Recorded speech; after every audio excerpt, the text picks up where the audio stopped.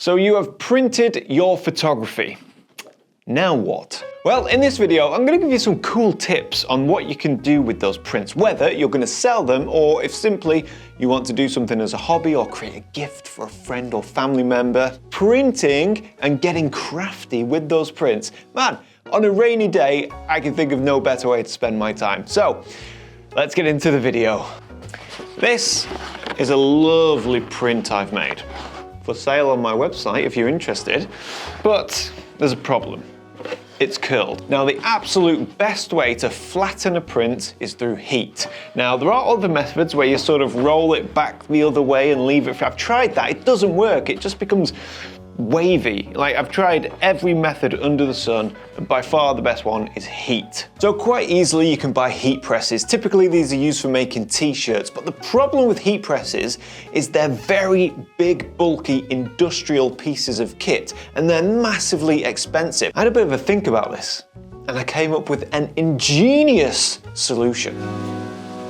This is a trouser press. That's right, this is like straight out of the 1980s. Hotel rooms, man, were full of these.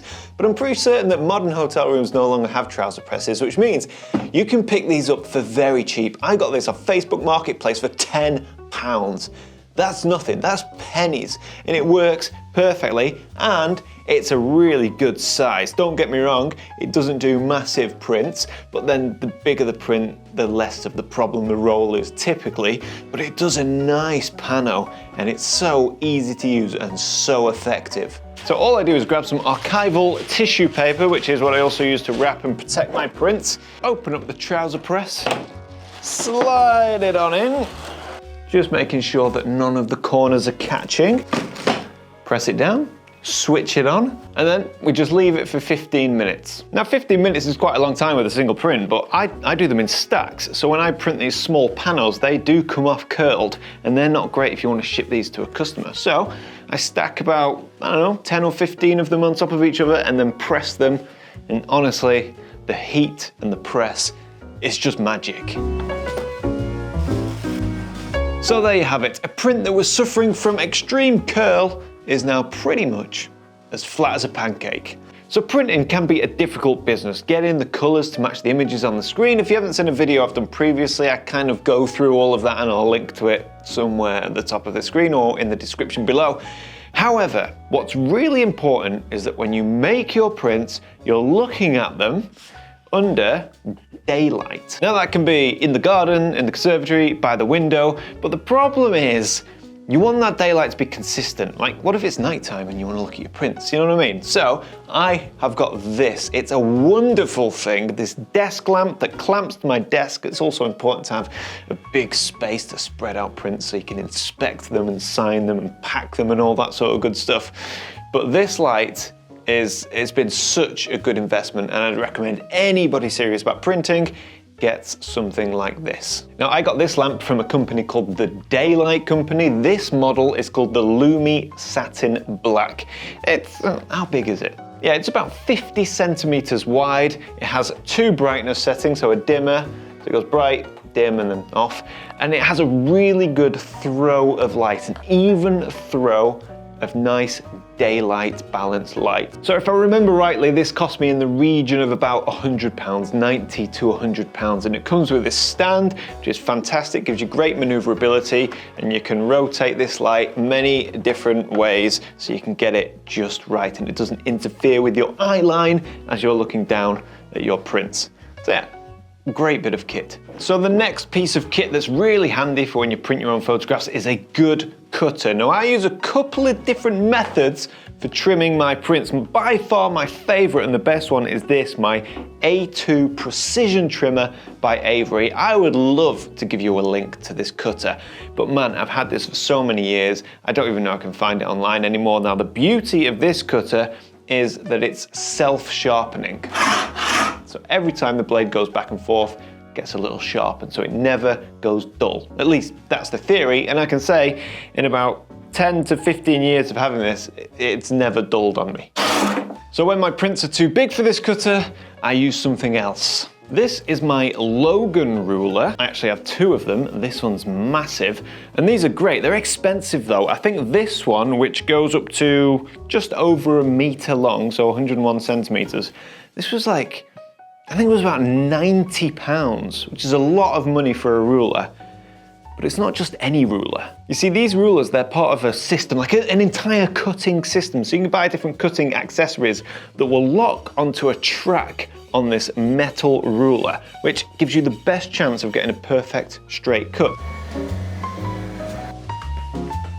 So one of my pieces of kit that I get asked so much about, even today, even though I haven't used one of these for a couple of years now, well, it's this.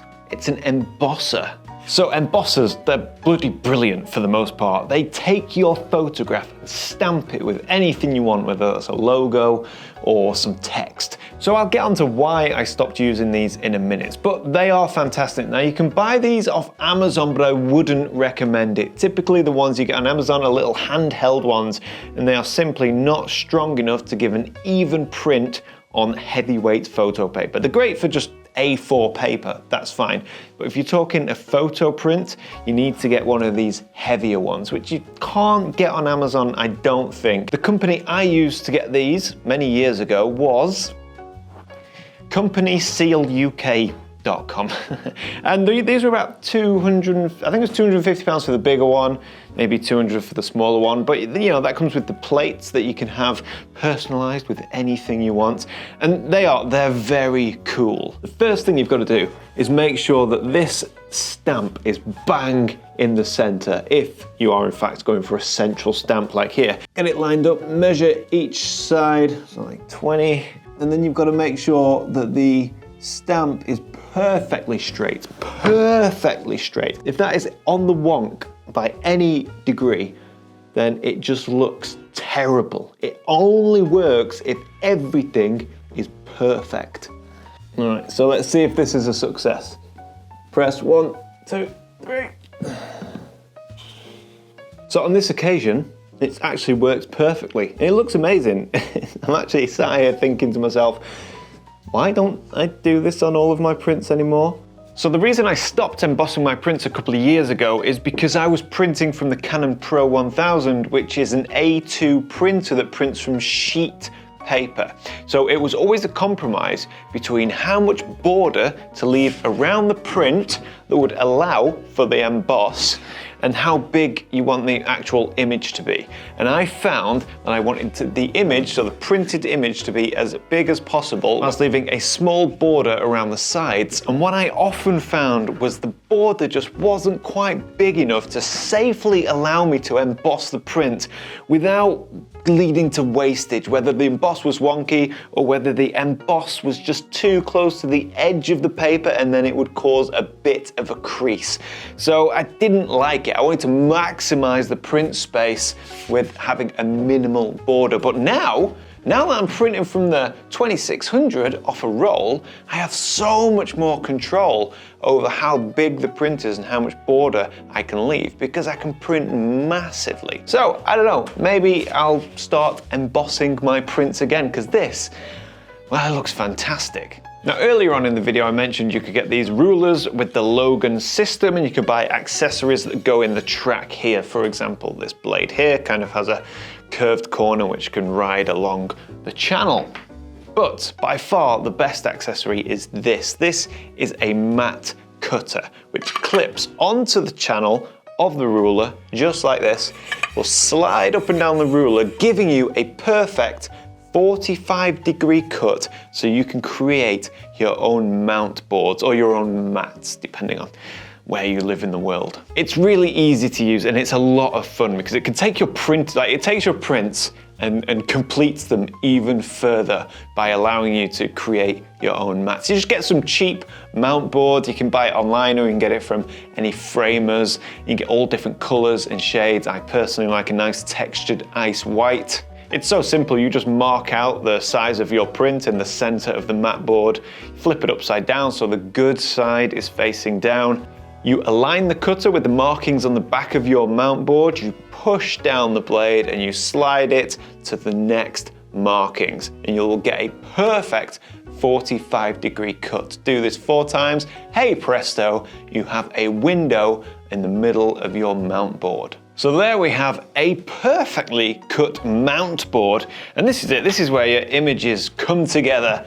Your prints and your day indoors when it's raining and cold outside, this is where it pays off. So you get your print, place it in your window, get it nice and level, tape it down, and you have yourself a very professional looking print. Now you'll notice that I've chosen to cover the border of the print, and the border contains the signature, the edition number, the embossed stamp if I choose to do that, but I just think the print looks so much cleaner without the border of the print. So all that good stuff, the signature and everything's there, but it's just not on display. Now what I did experiment with was embossing the actual print itself, but it didn't work. I knew it wouldn't work. It didn't work. It's just kind of chipped away at all of the ink, and it doesn't look great, but I thought I would give it a try. So I think it's well worth investing in a mount cutter, because not only is it great fun, but you can take your prints and take them to the next level and make a really nice thing. This can go in a frame, or you could put another piece of mount board on the back here, like a sandwich,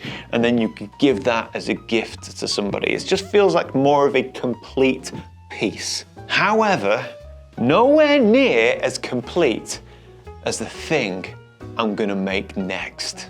This is a photography block. It's durable, it's sealed, and it's a great way to display your prints. Makes a great gift, or perhaps a nice little ornament on the shelf so you can show off your favorite images.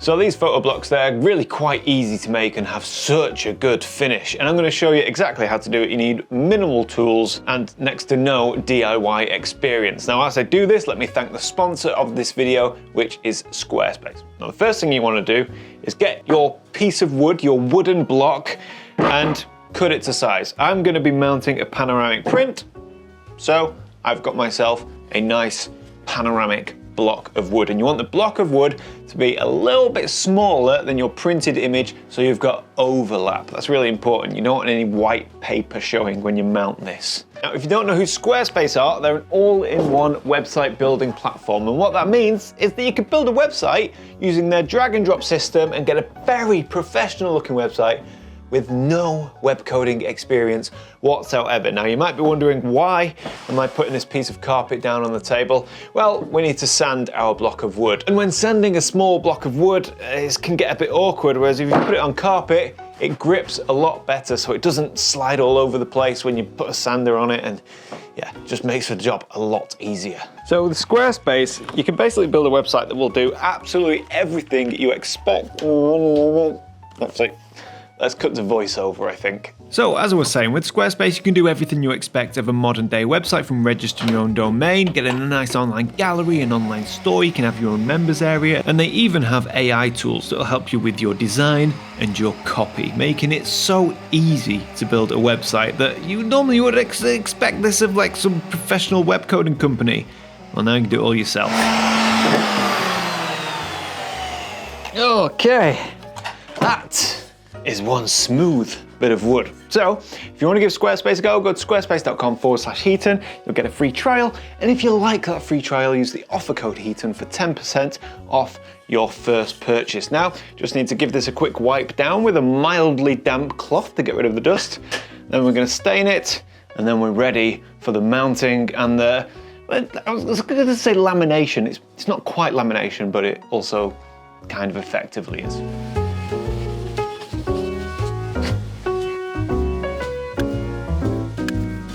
So that's it, that's done. It's so easy. You just take a cloth, you wipe on the wax, give it a good cover and leave it for 30 seconds, get another cloth and wipe off the excess, give it a polish, and the finish, well, it's quite nice. It's not bad. It literally took me 2 minutes and already it's dry. I haven't done this side because this is where the print is going to stick to, and that is going to be the next job.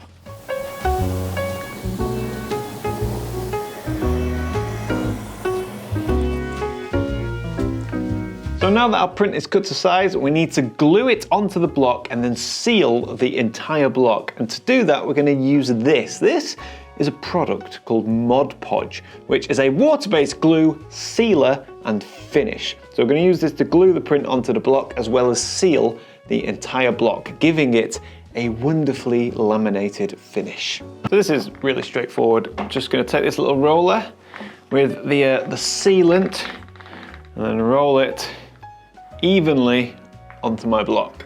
It's going to wipe off any excess that drips down the side, although it doesn't really matter too much because we are going to be laminating the entire block. And we're now going to take the print and very carefully place it onto the block. And just press down. And now we just wait for it to dry.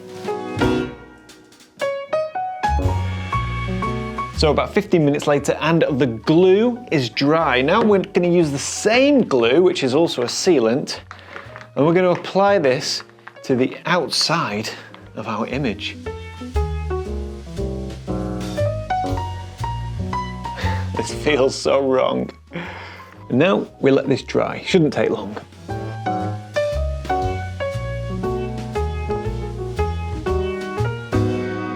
Alright, so that is now dry, and you can see how it's gone from a kind of milky, translucent consistency to a lovely, clear, matte finish with a bit of sheen on it. But there's still a couple more steps to get this completely finished. So I've got some P1000 sandpaper here. P1000 basically means it's very, very fine sandpaper.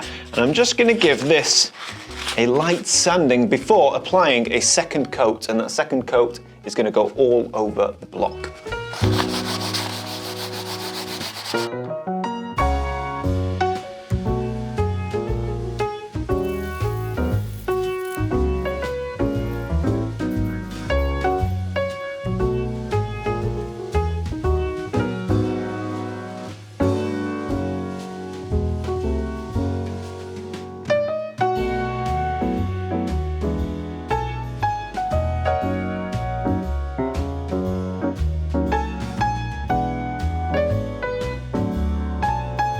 So there we go, that is one photo block. Durable, tough, makes for a fantastic ornament or a way to display your prints or as a gift to a friend or family member. This one's not perfect. I accidentally caught the corners a little bit when sanding, so I have to be a bit more careful there, but generally speaking, I think this looks great. All right, that is the end of the video. Thank you guys so much for watching, and I will see you all next week.